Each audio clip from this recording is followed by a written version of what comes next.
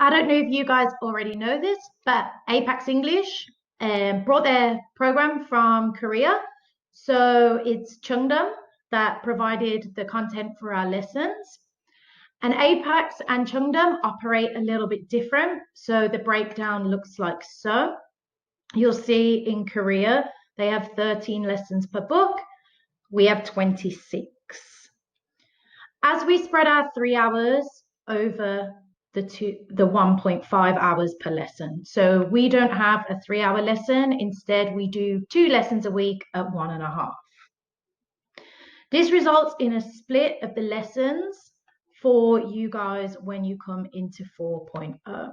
So when we look at 4.0 here, you can see if you're an A2 teacher, this 3 hours that came from Chungdom is now going to be broke down into 1.5. So the 3-hour lesson is split into 2, which is much nicer because otherwise you would have to do reading, listening, speaking, and writing all in one lesson. So it would be very intense. This 1.5 hours is much more suitable for our students. So the breakdown would look like so. You would do week 1, A2, lesson 1, reading. Week 2, A2, lesson 1, listening. And the same goes for V1. You can see here, it would have been 3 hours. You would have done the book project and the reading all in one lesson, but instead it's split over the 2 weeks. So here you'll see week 1 is going to be your reading, your theme discussion, and your brainstorming. And then you'll come back and do lesson 1 for week 2, and that will be the group work and the presenting. You'll see the same pattern is here for C1 and C2, but don't worry too much about that until we get into that term, but it's still the same breakdown. Okay. As you can see on the OP, it accommodates for this split in the lessons. So teacher 1 is always going to teach A2. And teacher 2 is always going to teach V1.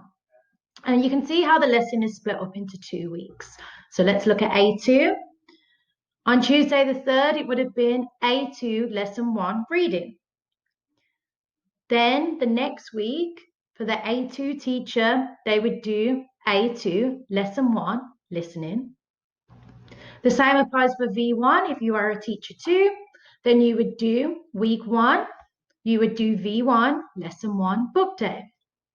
Then you would come back the next week and keep doing lesson 1, but you would do V1 lesson 1 project day. An important thing to note on the OP is through the listening lessons.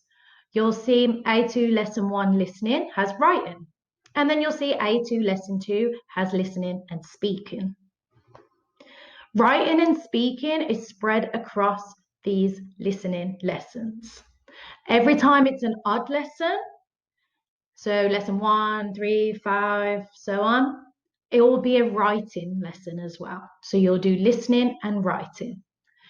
Every time you have an even listening lesson, it will be split into listening and speaking. So when you do lesson 2, 4, 6, it will be split into listening and speaking. As you can see, the OP runs in a 4-day cycle instead of a 3-day cycle. So you'll do lesson 1, lesson 1, lesson 1, lesson 1, and then you'll go into lesson 2 in week 3. So instead of the April 3-day, you'll be moving into the 4.0 4-day operation plan. And the same applies for the South here. Okay, there are a few extra things that you do need to note when looking at the OP. Some days you're going to come across something that says this mini project. A mini project is 1 lesson instead of the 2 provided on a regular V1 lesson. So usually you'll have a book day and then a project day.